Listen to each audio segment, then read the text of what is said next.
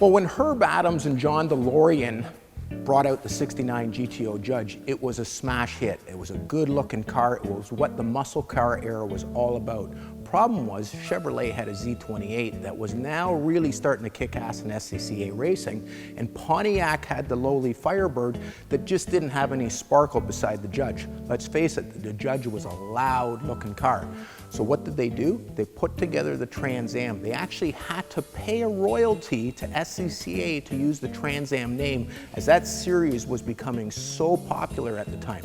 The irony is they pay a royalty to use the Trans Am name, but they don't get to run the car in Trans Am. It doesn't meet the 305 cubic inch regulations. And it wasn't until later that they were allowed to de-stroke bigger engine motors to put it into the Trans Am series. So by '70, the Firebirds were in, but not in '69. Bottom line is, it was a great cosmetic package. It cost well over $1,000, or at least almost 30% of the value of the car, but you got a lot for it. What you got was this hood, double ram air. Good looking hood, different than every other ram air hood, you know, with the two little scoops up top here. So really good looking hood. All the Firebird logos, they were gone. All of the emblems were gone. Instead, they put a Trans Am sticker here. What they had is these cool fender units here, which were air extractors. What they would do is get the air out of the wheel well in the engine compartment, because it would pack in there. An aerodynamic aid, supposedly. Again, these cars weren't racing, even though they had the Trans Am moniker. The interior of the car, pretty much standard Firebird, and you could get all the options. You could get the deluxe interior, you could get the console with the wood grain, you could get the optional gauge package, you could get a 4-speed and automatic. And here's the irony. This one's an automatic car. You would think that a lot of those cars were automatic. Less than 20% of all Trans Am production in '69 were automatics, making it actually relatively rare. The thing that makes this car really rare is the Parchment interior. Most of them, when you think of a '69 Trans Am, you think of a light blue interior. Parchment interiors, 18 were built. Sometimes that number is disputed, but it's real close to that number, making this a super rare Trans Am with the automatic transmission and the Parchment interior. The mindset used to be that an automatic brings less than a 4-speed, and for the most part, I would say that still holds true. But that is shifting as the whole world has gone away from standard transmissions. Doesn't matter if it's a Ferrari, a Porsche, a Corvette, you can't even get a stick anymore. And in today's world, I don't think the spread is that much anymore. It used to be fairly big. I think they're almost parallel depending on who the buyer is. And as we get older, I think you're gonna actually see the automatics maybe bring a premium in cars like this and a Corvette, where it's actually hard to find one. The rest of the interior, you could get the Formula wheel. This was a later wheel in the later '69s, or you could get the standard wheel. You could get all of the Firebird options in the interior, so it's pretty straightforward. As we get to the back of the car, you'll see the Rally 2s. Even though it was an option, most of the Trans Ams came with Rally 2s. Then you've got this giant spoiler on the back. Now, giant compared to a Z28, not giant compared to a Superbird.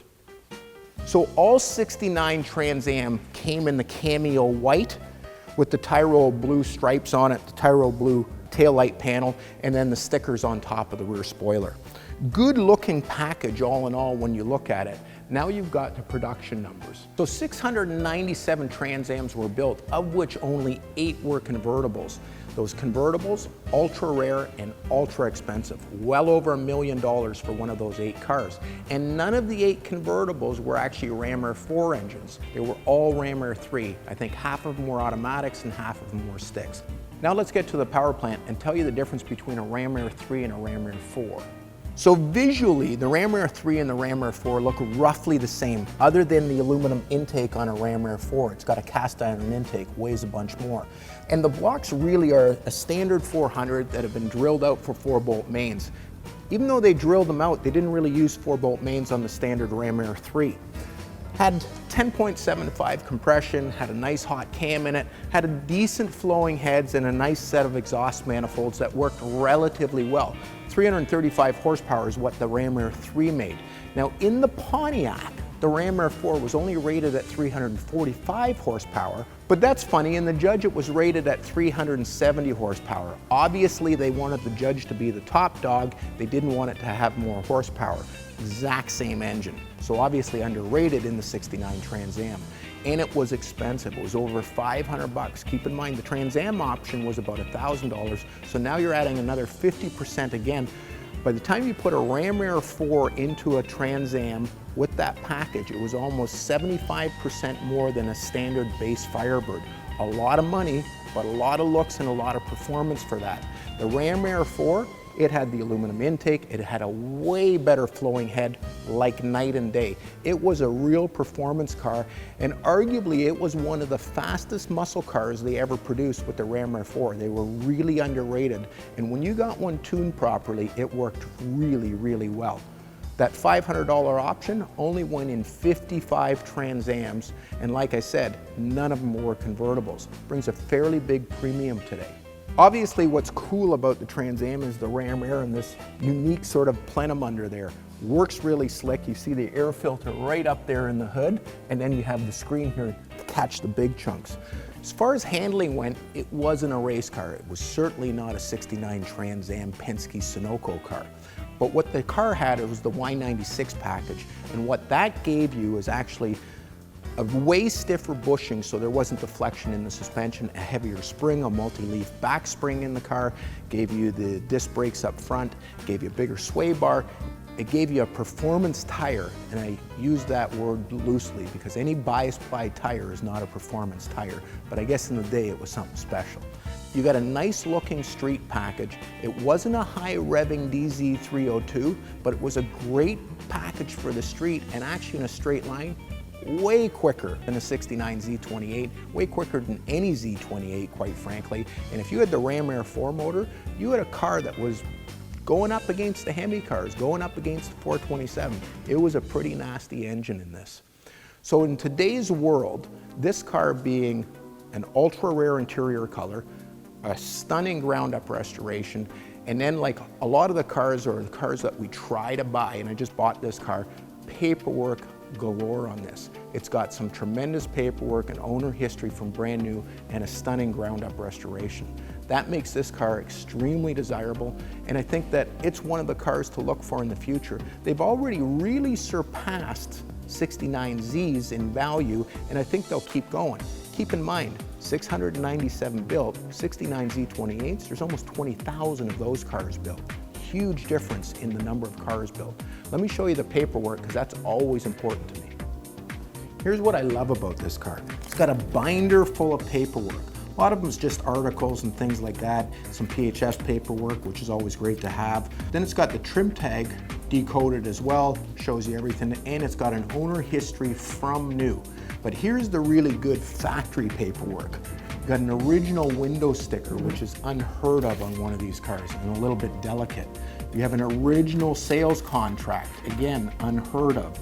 You've got the owner's manual, you've got the warranty booklet, you've got the original Protecto plate, you've got a bunch of original invoices, and then you've got the PHS paperwork that obviously documents everything.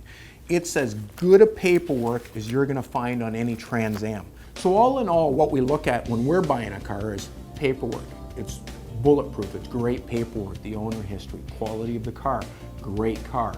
All the numbers, everything's documented, great as far as that goes.